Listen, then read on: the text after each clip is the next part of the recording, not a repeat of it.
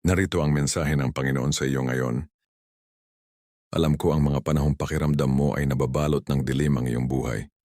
May mga araw na hindi mo makita kung saan ka patungo.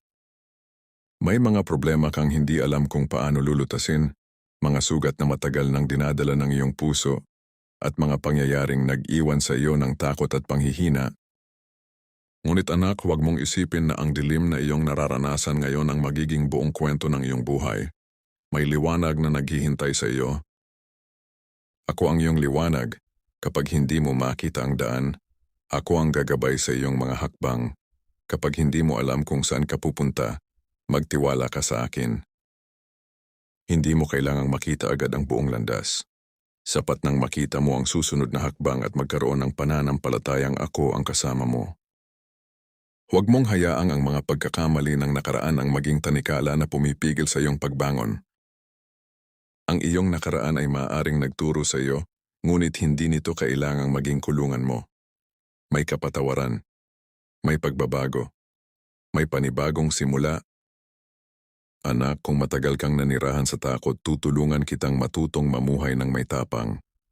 Kung matagal kang nabigatan ng kalungkutan, dadalhin kita patungo sa kapayapaang nagmumula sa akin. Kung ang puso mo ay napuno ng galit at sama ng loob, tuturuan kitang magpatawad at muling magmahal. Hindi ko sinasabing magiging madali ang bawat hakbang, ngunit ipinapangako ko na hindi kita iiwan habang ikaw ay naglalakad patungo sa liwanag. Kapag dumating ang mga sandaling gusto mong bumalik sa dati, alalahanin mo kung bakit kita tinatawag na sumulong. May mga bagay na kailangan mong iwan upang makapasok sa bagong buhay na inihahanda ko. Iwan mo ang labis na takot. Iwan mo ang mapanirang galit. Iwan mo ang mga bagay na patuloy na humihila sa iyo palayo sa aking kalooban.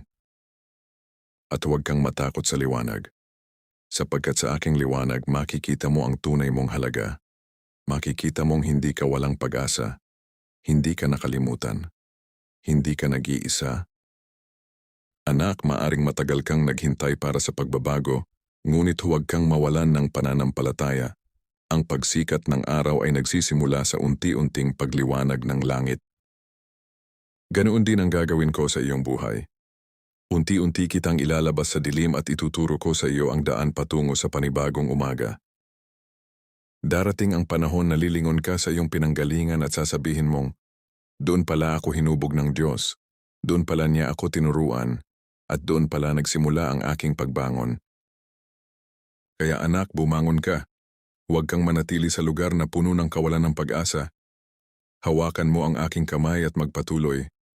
Ang bawat hakbang patungo sa liwanag ay hakbang patungo sa kalayaan, kapayapaan, at panibagong buhay.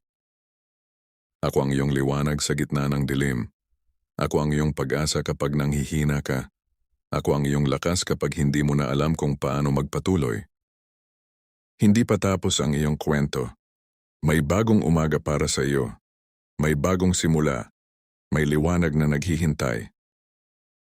Mahal na mahal kita, anak. Lumakad ka kasama ko. Sapagkat kapag ako ang iyong liwanag, hindi kailangang katakutan ng dilim. At habang sumusunod ka sa akin, unti-unti mong makikita ang magandang daang inihanda ko para sa iyong buhay. Anak, lumabas ka sa dilim at lumakad patungo sa aking liwanag. Ang mga taong lumalakad sa kadiliman ay nakakita ng dakilang liwanag. Isaiah 9:2. Type Amen. Follow, like, comment, share.